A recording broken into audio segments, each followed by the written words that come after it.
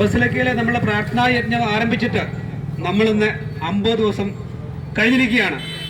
നമ്മൾ ഈ സമരം അല്ലെങ്കിൽ പ്രഖ്യാപനമൊക്കെ തുടങ്ങിയ സമയത്ത് നമ്മുടെ പാമ്പ്ളാനിയും തട്ടിലും ഒക്കെ വിചാരിച്ചുകൊണ്ടിരുന്ന ഒരു 3-4 ദിവസം കടന്നു കഴിഞ്ഞ് കൊതുകുടിയൊക്കെ കഴിയുമ്പോൾ നമ്മൾ ഇവിടെ നിന്ന് ഇറങ്ങിപ്പോകുമെന്നാണ് വിചാരിച്ചിരുന്നത്.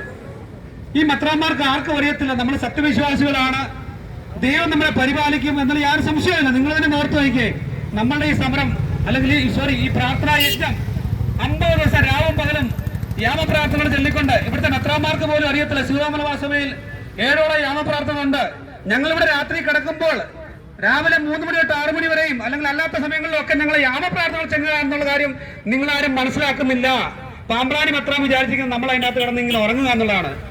ഞങ്ങൾക്ക് അനുഭവിച്ചു കിട്ടിയ ഏകീകൃത കുർബാന ഞങ്ങൾക്ക് ലഭ്യമാകാതെ കോടതി ലക്ഷ്യം ഉണ്ടാക്കിക്കൊണ്ട് പാമ്പ്ളാനി തന്റെ ഇല്ലാത്ത ബർത്ത്ഡേ സെലിബ്രേറ്റ് ചെയ്യാൻ വേണ്ടി ഇതിനകത്ത് കടന്നുകൂടി കുർബാന ഏൽപ്പിച്ചപ്പോൾ ഞങ്ങൾ ഇവിടുത്തെ എറണാകുളം അങ്കമാലി എത്ര വലിയ ചങ്കൂറ്റുള്ള വിശ്വാസികൾ തീരുമാനിച്ചു, ഇവന്മാരെ ഞങ്ങൾ വെച്ചുപിടിപ്പിക്കാൻ പറ്റത്തില്ല.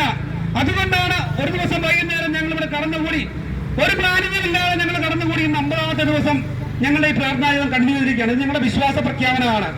ഞങ്ങളുടെ കൂടെ ആകെപ്പാടെയുള്ളത് നമ്മുടെ സഭയുടെ തലവന്മാരായിട്ടുള്ള 7 മെത്രാന്മാരുടെ ശവകുടീരങ്ങളും 3 അച്ഛന്മാരുടെ ശവകുടീരങ്ങളും മാത്രമാണ്.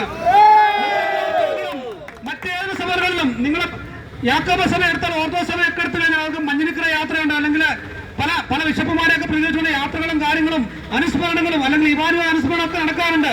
നമ്മുടെ സഭയുടെ തലവന്മാരുടെ ഗതികേട് ഓർത്തു നോക്കിയേ.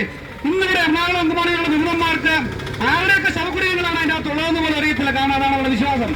അതുകൊണ്ട് ഞങ്ങൾക്ക് പാമ്പ്ളാനിയോട് പറയുവാനുള്ളത്, ഇന്ന് രാവിലെ എനിക്ക് പാമ്പ്ളാനി മെസ്സേജ് അയച്ചു, നിങ്ങളെപ്പോഴാണ് പോകുന്നതെന്ന്. ഒരു സൈഡിൽ കൂടെ നമ്മളോട് എവിടുന്ന് പോകുന്ന മെസ്സേജ് പറയുകയും മറു സൈഡിൽ കൂടെ കാട്ടാന്മാർ പോലും വരത്തില്ലാത്ത രീതിയിൽ വക്കീലന്മാരെ ഉപയോഗിച്ച് നമ്മളെ ഗുണ്ടകളെന്നോ തെമ്മാടികളെന്നോ ഒക്കെ പറഞ്ഞ് നമ്മളെ ഇവിടെ നിറക്കി വിടാൻ പാമ്പ്ളാനി പിടാൻ നിർമ്മിച്ചു കഴിഞ്ഞാൽ ഒരു കാര്യം മാത്രം പാമ്പ്ളാനി മനസ്സിലാക്കുക.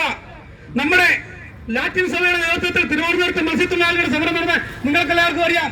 ഒരു പട്ടാളത്തിനും ഒരു പോലീസ് അധികാരികൾക്കും ആ സമരം അടിച്ചമർത്തുവാൻ പറ്റിയില്ല.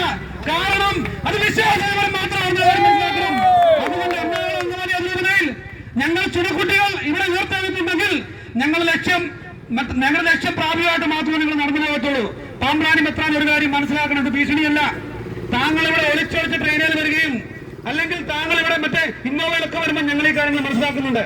ഞങ്ങൾ നിങ്ങളുടെ സഭയുടെ തലവൻ അല്ലെ നിങ്ങളുടെ സഭയുടെ ഒരു മെത്രാൻ എന്നുള്ള രീതിയിൽ അല്ലെങ്കിൽ കണ്ണൂക്കാരൻ ഗുണ്ട എന്ന നിലയിൽ ഇത്രയും കാലം നിങ്ങൾ താങ്കൾക്കൊരു പരിഗണന നൽകി. ഇനി ആ പരിഗണന ഞങ്ങളെ കിട്ടുമെന്ന് സ്വന്തത്തിൽ പോയി വിചാരിക്കണ്ട. ഇവിടെ കൂരിയിൽ ഇരിക്കുന്ന വൈക്കത്ത് പറഞ്ഞ ഉൾപ്പെടെയുള്ള വിമതന്മാരായ തെമ്മാടികളോട് ഞങ്ങൾക്ക് പറയുവാനുള്ളത്, ഞങ്ങൾക്ക് ഈ ഗേറ്റും തുറക്കാൻ വലിയ സമയമൊന്നും വേണ്ട. ഞങ്ങൾ ഇതിനകത്ത് അധിവസിക്കുന്ന സമയം അതിക്രമിച്ചു കഴിഞ്ഞു. ഒരു കാരണവശാലും ഞങ്ങളോട് പിന്മാറുകയില്ല. ഇപ്പം കഴിഞ്ഞ 2 ആഴ്ചയായിട്ട് ഇവർ വിമതന്മാർക്ക് 1 by 1 ആയിട്ട് പത്രമേരി കൊടുത്തുകൊണ്ടിരിക്കുകയാണ്. ആ ട്രാൻസ്ഫറിന് വേണ്ടി ഓരോ അച്ഛന്മാർക്ക് സെപ്പറേറ്റ് ആയിട്ട് ലെറ്റർ കൊടുത്തുകൊണ്ടിരിക്കുകയാണ്. അവരുടെ പ്ലാനിങ് എന്താണെന്ന് ചോദിച്ചു കഴിഞ്ഞാൽ സഭയുടെ കുർബാനക്രമം